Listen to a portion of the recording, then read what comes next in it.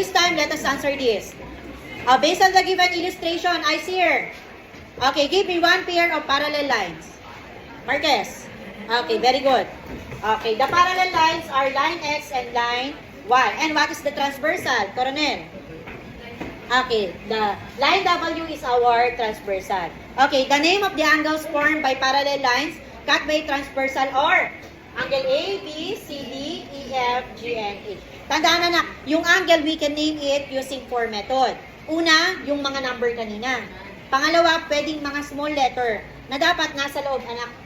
Or pangatlo, yung ginagamit natin sa triangle, using 1 capital letter. At pang-apat, using 3 capital letters. So dito, kapag parallel lines, commonly ang name ng angle natin dito kung hindi number, small letter.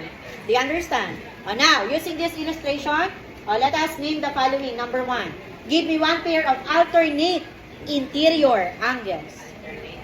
Alternate, yes anak. Angle D and angle F. Very good. Ready to? Angle C and angle E. Do you understand? Now, if we have alternate interior, we have also alternate exterior. De Pamalyo? Angle B and angle H. O, anak, ikaw ulit. Angle A and angle G. Next. Give me one pair of same side exterior angle. Efren.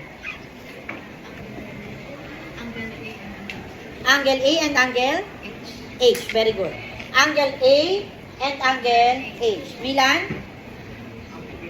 Angle B and angle G. If we have exterior, we have also interior angle. Yes, Clarion, give me one. Same side interior angle.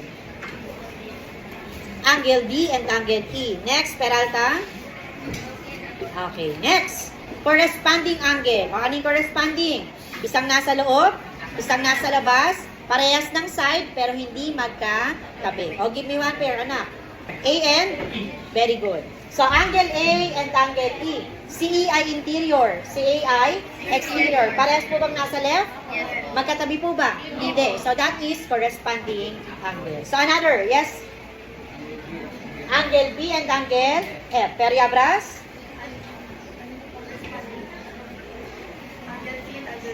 Angle C and angle G. And the last one, Madahe? Okay. Any question about corresponding angle? Number 6. Vertical angle. Agner, give me one. A. Very good. Angle A and angle C. Ano pa po? Angle B and angle D. Jacobe, magbigay pa. Yung nasa baba naman. Angle E and angle G. And the last one, angle F and angle H. The last one, the linear pair. Common vertex and common side. Then also give me one. Angle A and angle D. Very good. Ano pa po? Pabon.